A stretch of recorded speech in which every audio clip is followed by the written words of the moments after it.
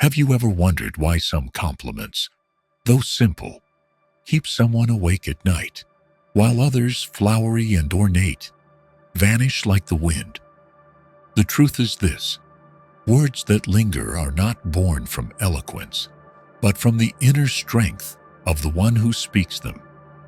We live in an age where anyone can learn how to talk, how to flirt, how to impress. But there is one thing no book can teach: the presence of a man who has mastered himself. Women are not drawn to hollow phrases. They are moved by the quiet force behind a man who feels something deeply, yet chooses restraint. That is where desire meets discipline, the very essence of Stoicism. In today's video, we'll explore 3 compliments that are not only captivating, but also a reflection of self-command, calmness, and inner clarity. For when we govern our speech, we begin to govern our fate. 1. You have no idea how hard it is for me not to touch you right now. In daily life, we're often torn between 2 extremes when facing emotion, either suppressing it awkwardly or surrendering completely.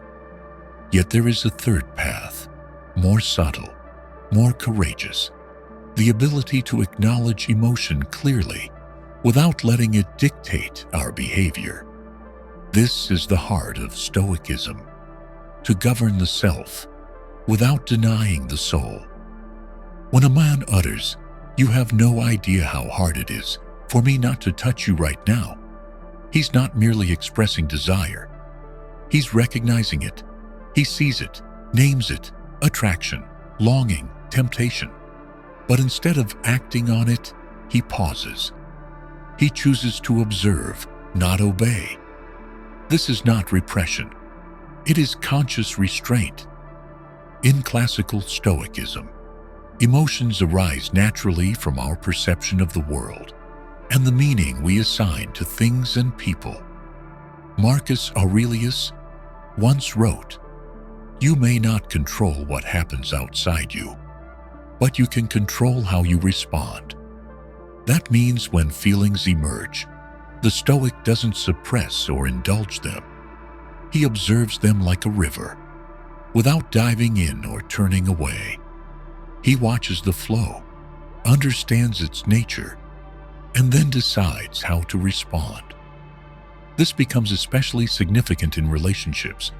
Attraction is biological.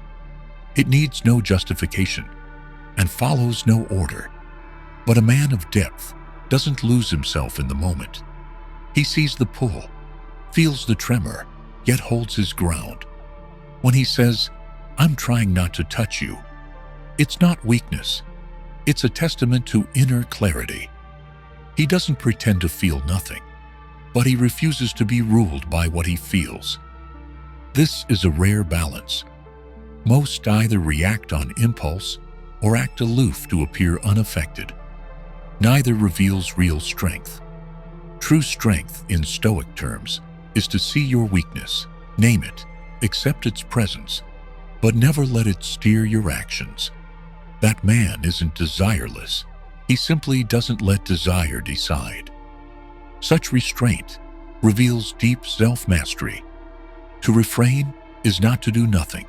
It is to act with full awareness of what drives you.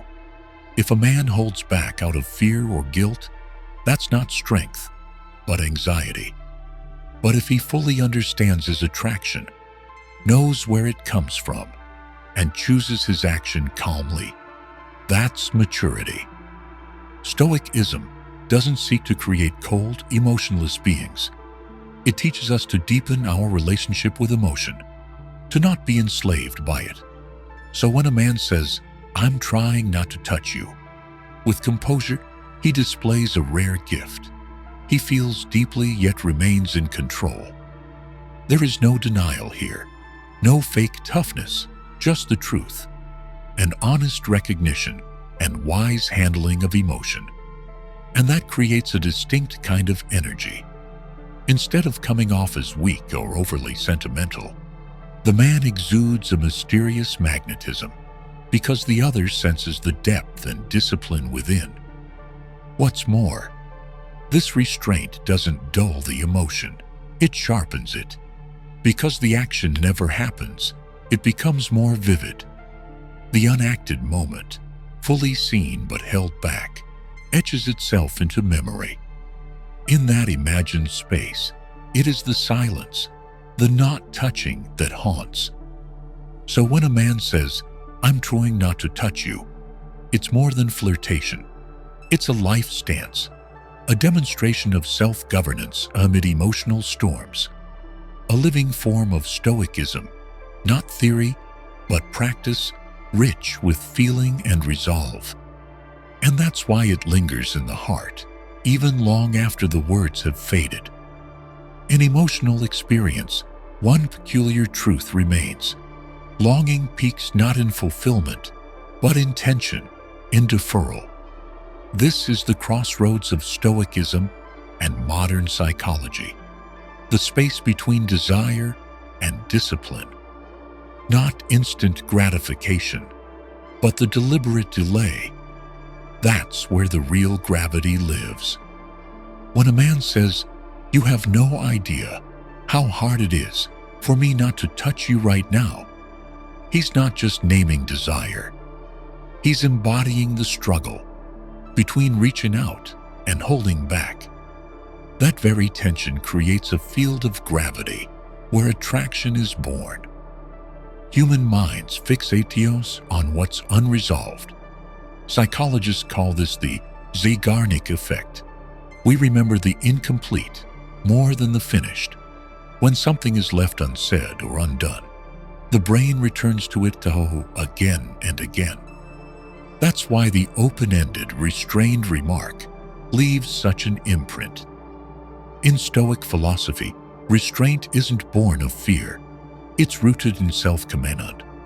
To feel desire fully and still not act on it, that is inner balance. The allure arises not because the other feels desired, but because they sense the inner battle and the man who doesn't yield. This matters deeply in relationships. Enduring attraction is born not from spontaneity, but from moments held. When both feel the current, but one holds steady, the space between impulse and act becomes electric.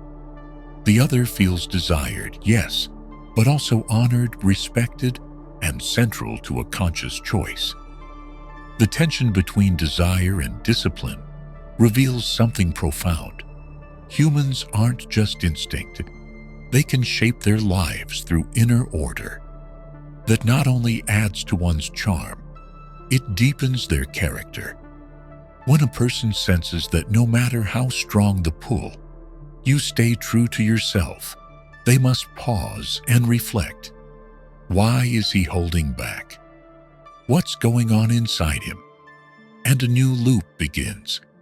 Importantly, the power lies not just in restraint, but in how it's expressed. Cold detachment savors connection. But when genuine emotion radiates, deep eyes, slower voice, uneven breath, and yet the person remains composed, the entire presence says, "I feel this, and I govern it." That paradox of fire under control is unforgettable. This reflects the Stoic ideal as taught by Epictetus and Marcus Aurelius. True freedom is self-mastery. To feel fully without acting impulsively, that is the path to inner liberty. And in love, this doesn't weaken connection. It elevates it to a depth raw emotion alone cannot reach. This tension isn't negative. It's a dynamic harmony. Without desire, life is dull. Without control, it's chaos. Together, they forge wholeness, where feeling is vivid, but the soul remains sovereign. In the end, what makes that line unforgettable isn't the words, but the energy behind them. It's the power of someone who sees the edge and chooses to stop, not because he can't go further, but because he knows the value of stopping.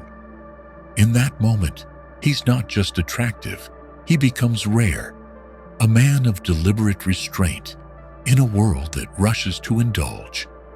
In every human connection, especially those laced with emotional charge, respect is essential. Not just social courtesy, but the recognition of another's worth and the conscious choice to protect their space. To hold back when you could act is among the strongest signs of that respect. When a man says, "You have no idea how hard it is not to touch you," that restraint becomes more than a personal choice. It becomes a declaration of awareness, of honor. He's not only mastering himself, he's honoring her space without needing a word from her. It's the subtle wisdom that each person is sovereign, worthy of presence without trespass. Stoicism rests on self-command and reason, but also on respect and consent. Epictetus said we can't control others, only ourselves.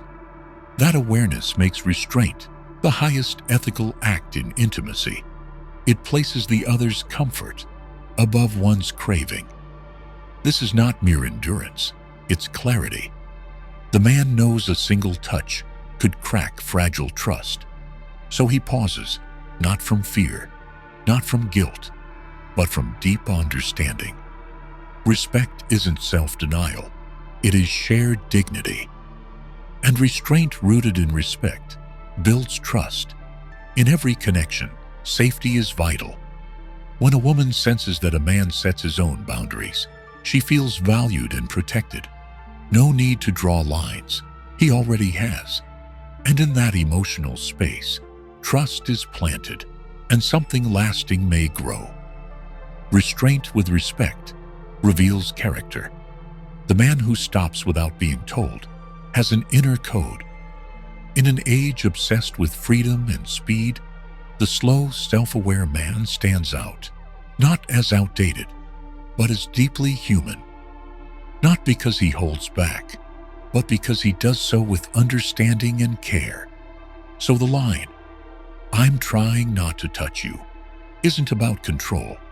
It's about consciousness. His restraint signals not just poise in a storm, but a deeper message. I honor your presence too much to act without care. In Stoic terms, to respect another is to respect yourself.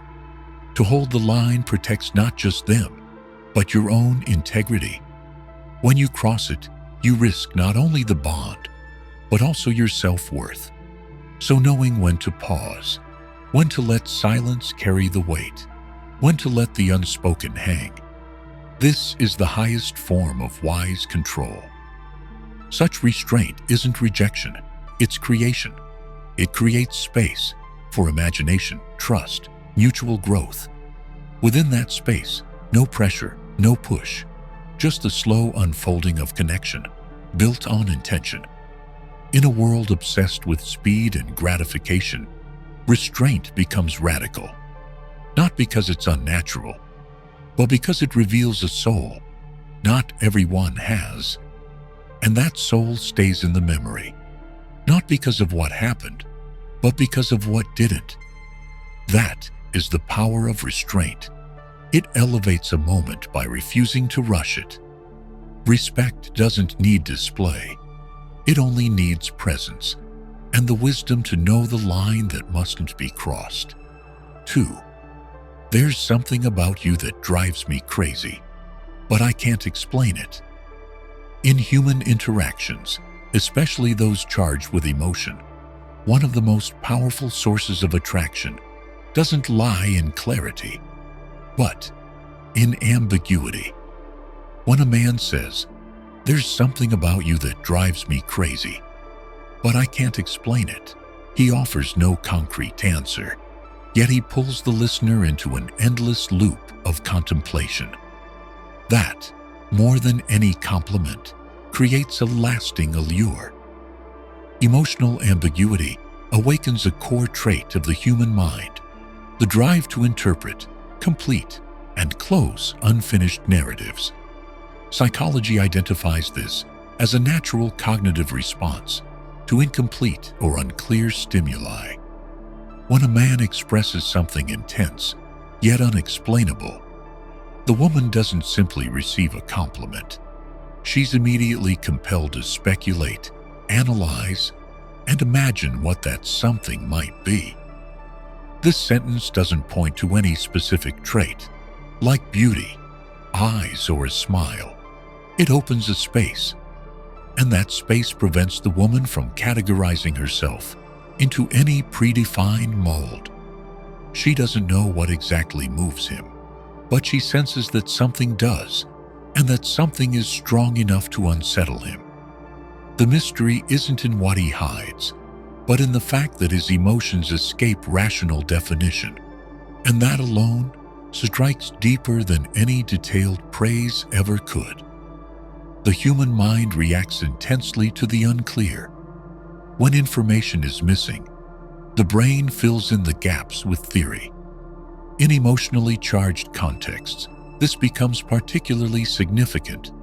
If a woman hears, "You're beautiful," she may smile and thank him, but the impact fades because it's been defined, framed. In contrast, if she hears, "There's something about you that drives me crazy, but I can't explain it," the thought lingers long after the conversation ends. She'll wonder, was it my eyes, the way I laughed, or something I never noticed? The more she thinks, the deeper she drifts into that ambiguity, where she becomes the center of an unresolved mystery. This is the psychological effect, known as the cognitive gap. When partial information is offered but remains incomplete, the human mind loops back to it until some closure is found. In this case, the man either can't or chooses not to explain what he feels, placing the burden of emotional completions onto the listener. She's not forced to act, but is internally driven to seek answers, even if only in imagination. That process turns the phrase into a long burning spark, unlike anything said outright. From a Stoic perspective, the choice not to label emotions immediately reflects a state of awareness. Rather than force a rational structure onto every inner tremor, the Stoic learns to observe and accept that some feelings defy articulation. Holding back part of the emotion, not out of fear, but out of respect for its natural rhythm, is a way of honoring its authenticity rather than forcing it into logic. This aligns with a core Stoic principle: relinquish control over what lies beyond you, including the specific reasons for why someone stirs your soul. The power of emotional ambiguity lies in its ability to ignite imagination, one of the most potent forces in inner experience. In a world obsessed with clarity and explanation, anything that resists definition becomes strangely magnetic. It reminds us that not everything is meant to be understood. Some things are meant to be felt. And between two people, it's often not the precise compliments that linger, but the unnamed emotions that leave a deeper mark. Moreover, the inability to explain, when delivered sincerely, renders the man more human, more relatable, and more profound. The woman senses not just attraction, but humanity. A man who doesn't try to control everything, who doesn't flaunt understanding, but who admits to being moved in ways he can't rationalize. That lays the groundwork for a more authentic emotional connection, not built on logic or technique, but on standing together before something neither can define. Ultimately, the mystery created by such words doesn't obscure emotion, it intensifies it. When he cannot define what he feels, she fills the gap with her own sensitivity. She's not just receiving praise, she's experiencing something. The sense of being special, irreplaceable, beyond categorization.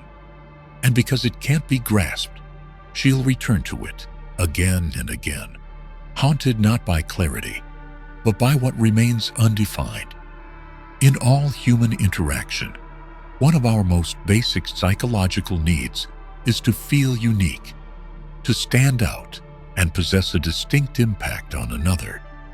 When a man tells a woman, "There's something about you that drives me crazy, but I can't explain it," he instantly turns her into an enigma, a mystery that resists simplification. And by becoming the heart of something unexplained, she feels valued beyond ordinary metrics. In most romantic exchanges, compliments rely on specifics: appearance, demeanor, behavior. Phrases like "you're beautiful," "you're charming," or "I like your smile" are all clear, repeatable, and easily assigned to many. But when a compliment shifts from identifying the obvious to acknowledging an unnameable feeling, it breaks from the norm and elevates the recipient to a higher status, one who evokes feeling but resists being defined. This phrase doesn't pinpoint what drives him mad. It offers no concrete quality, no specific behavior, no comparison. It plants a cognitive gap, a blind spot neither speaker nor listener can immediately fill. In that void, the woman takes a center stage. She's the source of a deep stir, yet no hint is given as to how. Thus, she becomes a mystery, one that triggers both intellectual and emotional intrigue. What sets this kind of remark apart is the direction of emotional momentum. A standard compliment is passively received and easily stored, but a vague, unfinished statement forces the listener inward. What made him feel that way? What did I do? What did he see that I missed? She's no longer a passive recipient of information. She becomes both subject and explorer of her own identity. That dual state creates a layered emotional experience, part validation, part self-discovery. Psychologically, people crave proof that they affect others. When someone realizes they've stirred such deep emotion that the other can't explain it, they sense a unique gravitational pull, an energy that can't be defined. And because it lacks borders, it expands. A woman might believe she's attractive, but not know why. That not knowing makes her feel rare. She doesn't need to perform, just exist. And that's enough. At a deeper level, this phrase shifts emotional power. The man becomes the one affected, the one pulled out of control, while the woman becomes the source of influence. This reversal doesn't weaken him. It shows his honesty, and it elevates her, not as a painting to be admired, but as a story with no ending. Not being able to explain an emotion sends another message. The woman can't be fully understood by reason. This distance excites curiosity. He's drawn in, not because he possesses her, but because he yearns to understand. The pursuit isn't about winning her. It's about discovering her, a deeper form of attraction, beyond lust or surface intrigue. This connection is amplified by imagination. Without clear data, the mind invents. These inventions may not be factual, but they're deeply personal. In this case, the woman is not described in detail, so she's constructed in his mind. And there, she becomes vivid, unique, even idealized. This fuels emotional longevity. A single ambiguous phrase can live on, because the listener isn't just listening. They're imagining, analyzing, and feeling. From a Stoic standpoint, to plant a question rather than provide an answer reflects calm wisdom. The man doesn't force interpretation. He doesn't project a definition onto her. He lets the emotion exist without framing it. That's intellectual discipline and relational respect. He doesn't control her with words, nor claim her with praise. He allows her the space to be, and to be felt, freely. Thus the line, "There's something about you that drives me crazy, but I can't explain it," isn't a fleeting sentiment. It's a layered structure of psychological and philosophical depth. It creates a complex emotional journey for the listener: surprise, pride, curiosity, and self-inquiry. To become the center of an unresolved mystery is not just to feel special, it is to become irreplaceable in someone's perception. In high-emotion exchanges, reason can lose its grip on what happens within. This is when emotion surpasses expression, yet stops short of action. It's not chaos, it's conscious pause. One feels the surge and stands still before it. In Stoic living, this stillness is not weakness, it is mastery. When a man says a woman drives him mad, yet he can't explain it, he's not expressing blind emotion. He's revealing a deeper layer where reason can't reach, yet he chooses not to react. This isn't a failure of logic. It's an acknowledgement of its limits and a choice to act from inner strength. This momentary helplessness is intentional. He doesn't pretend not to feel. He names it madness, a word that concedes a break in control. But he doesn't act. He stands within the chaos, neither denying nor surrendering. In that fragile equilibrium, he shows the highest form of self-mastery. In Stoicism, self-control is not absence of emotion, but governing it wisely. A Stoic may feel rage, fear, grief, or passion, but never lets them dictate action. He acts from awareness, not reflex. So when a man says something has shaken him, but refrains from chasing it, that's Stoicism in action. He doesn't flee emotion, nor fall into it, but navigates it. This temporary helplessness is not weakness, it's a conscious checkpoint. The man recognizes his upheaval, but instead of relieving it, he stays. He doesn't need to explain or analyze. He knows some feelings shouldn't be diluted by words. And in the silence between desire and restraint, she senses something profound. Not just that she is wanted, but that she is respected with deliberate self-control. At a higher level, the inability to explain becomes inner strength.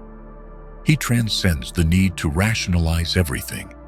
He allows the undefined emotion to exist calmly. In a world addicted to instant answers, staying present with the unknown is resilience. This also offers a rare experience to the listener. When told she's caused a powerful but inexplicable effect, she feels no judgment, only recognition and preserved space. She's not labeled, analyzed, or reduced. That raises her essence. She's no longer a list of traits, but a force beyond words. Socially, the man's reaction defies common scripts. Normally, intense emotion is expected to culminate in action, a confession, a touch, a claim. Here, action is withheld. The feeling is acknowledged, but left unresolved. This gap doesn't disappoint. It intrigues. It invites return. To understand, to connect, to interpret what even the speaker cannot define. This helplessness doesn't lessen him, it deepens him. He's not trying to prove or dominate, he admits limitation without losing grace. He doesn't let confusion lead to rashness, nor does mystery become detachment. He simply stands, full of feeling, full of clarity, full of command. In the context of a growing relationship, this stance is pivotal. It allows connection to deepen without rushing toward form.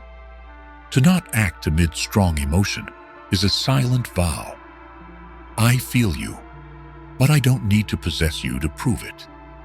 And in choosing not to act, precisely when he could, he demonstrates what Stoicism means: restraint, resolve, and the quiet power of maturity. 3.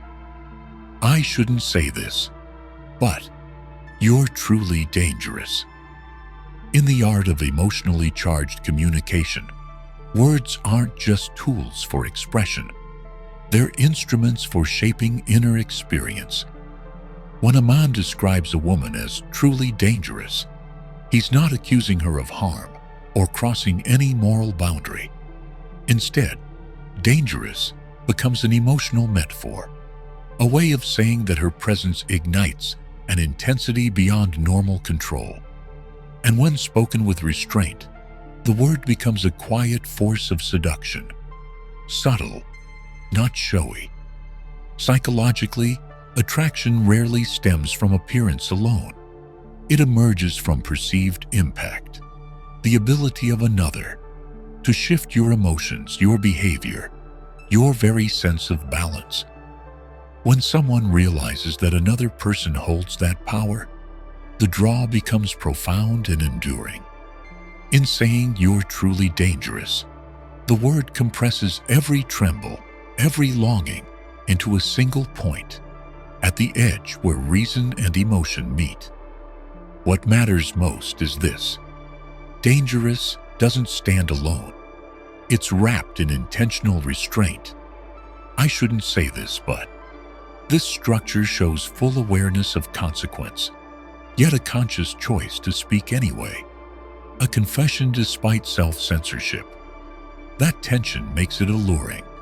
Not a careless blurting, but a statement shaped, weighed, and still released, because the pull was impossible to ignore. In this context, dangerous sheds its literal meaning. It becomes a symbol of soft power, an influence that penetrates without force. The woman needn't do anything dramatic or overt. Her presence alone, her voice, gaze, energy, can disturb the man's calm, shake his discipline. And because it unfolds quietly without effort, it exceeds the impact of intentional charm. This idea of controlled danger creates an enticing paradox.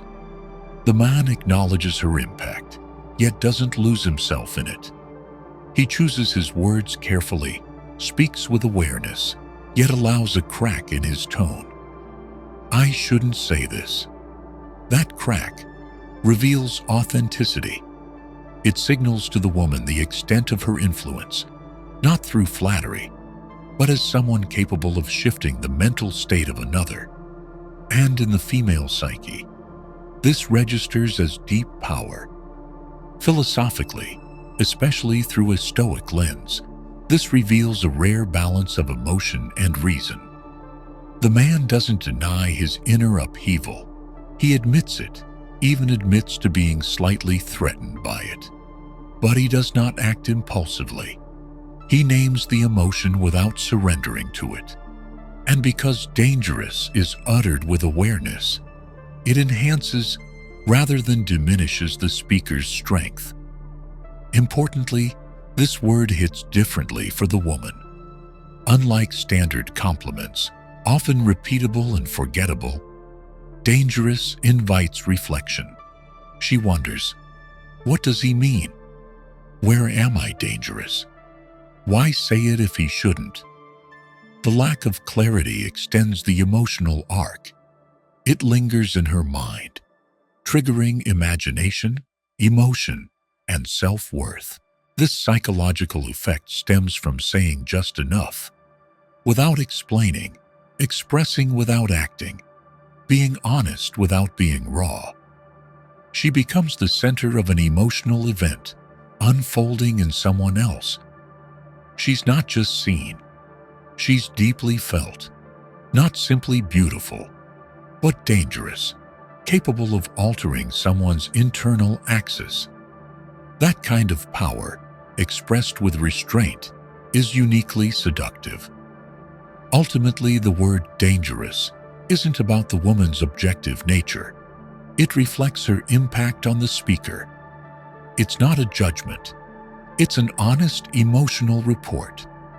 That honesty, paired with the refusal to explain or embellish, creates depth. No need for persuasion, no need for proof. Her presence speaks for itself, and the statement allows her to recognize her own power, not through praise, but through a quiet warning. She isn't merely attractive. She's a threshold, a catalyst, a shift. Traditionally, men are cast as emotional initiators, pursuing, guiding, controlling the tempo of romance. But when a man confesses, "You're truly dangerous," he relinquishes emotional control. He acknowledges the woman as the one with influence. This reversal is subtle but profound. She becomes the force, he the one moved. This isn't emotional surrender. It's a strategic shift in roles, a psychological handover. When he calls her dangerous, he redefines the term, not as physical threat, but as emotional disruptor. He names her ability to unseat his usual balance, a quiet but powerful influence. By naming it, he affirms her emotional authority in the exchange. Women respond strongly to signs that they deeply affect others, especially when that effect is acknowledged with restraint. Hearing a man, who is expected to be logical and composed, admit that she unravels him, sparks a hidden form of power. The sense that she's steering the emotional current without even trying. In a world where women are often objectified or sidelined, that quiet acknowledgement becomes a validation of her presence. The reversal becomes most compelling when it's natural and unforced. The man doesn't seem weak or needy. He remains composed. But in saying, "You have the power to push me past my limits," he reveals that her allure requires no effort. It's not practiced. It's organic. That's when power is felt most clearly, not through action, but through emotional consequence. At its core, attraction isn't about who speaks louder or moves faster. It's about who provokes the deepest reaction with the least effort. When a woman hears, "I shouldn't say this, but you're truly dangerous," no further validation is needed. She's the one who tipped the balance.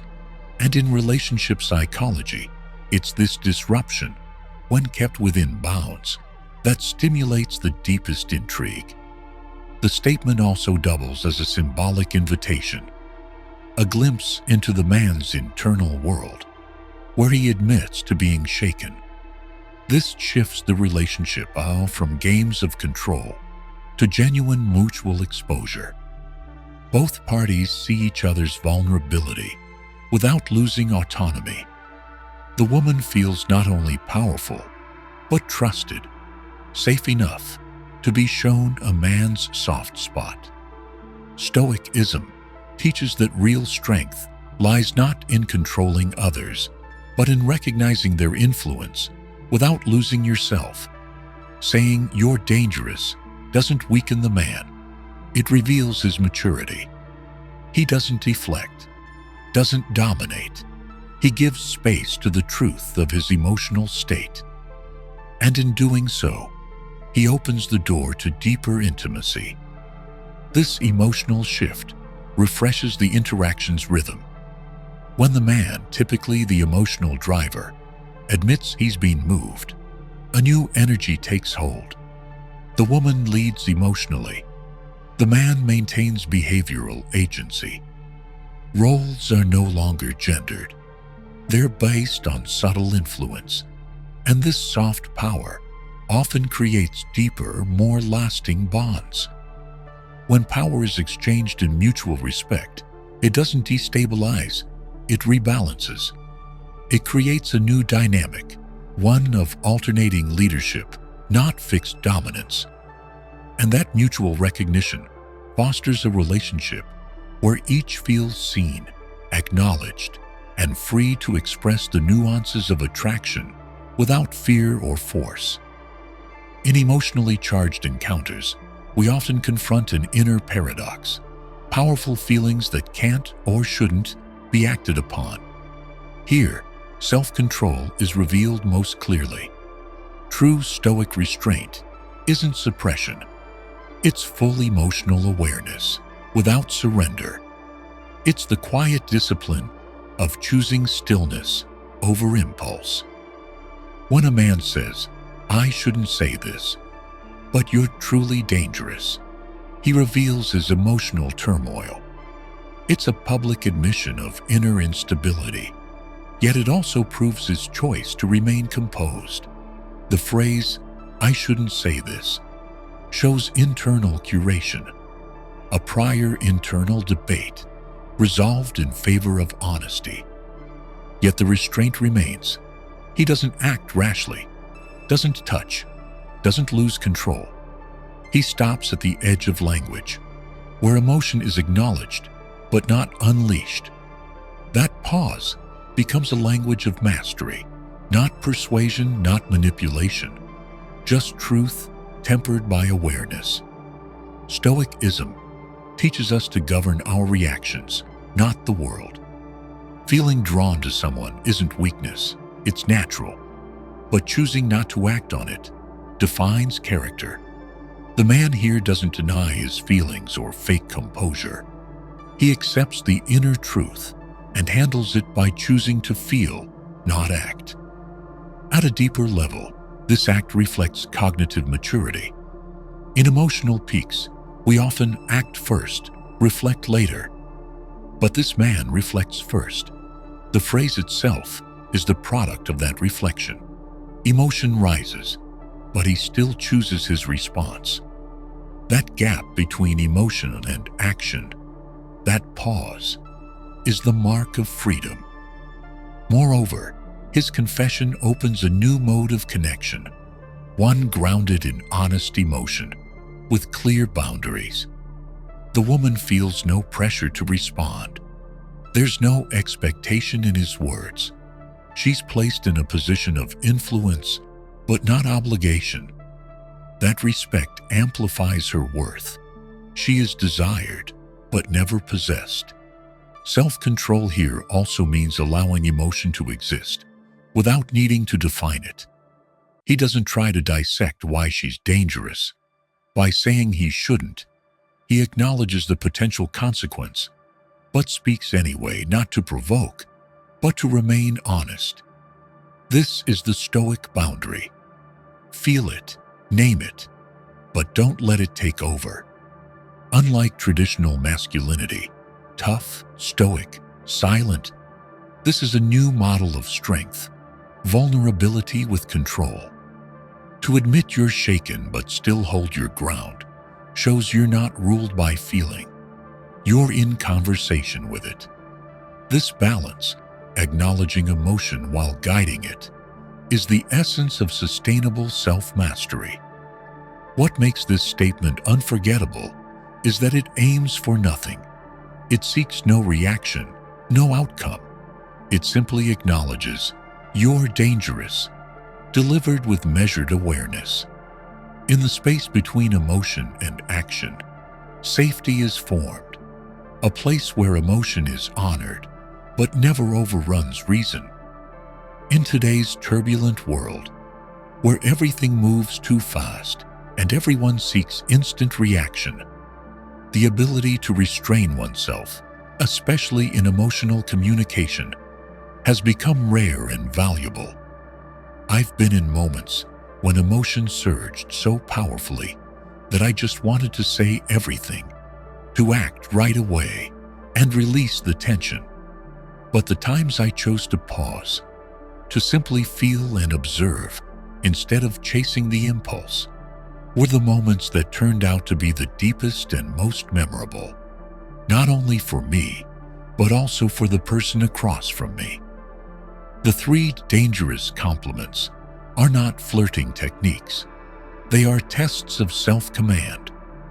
When you feel something true, when you dare to acknowledge it, but still refuse to let it dictate your behavior.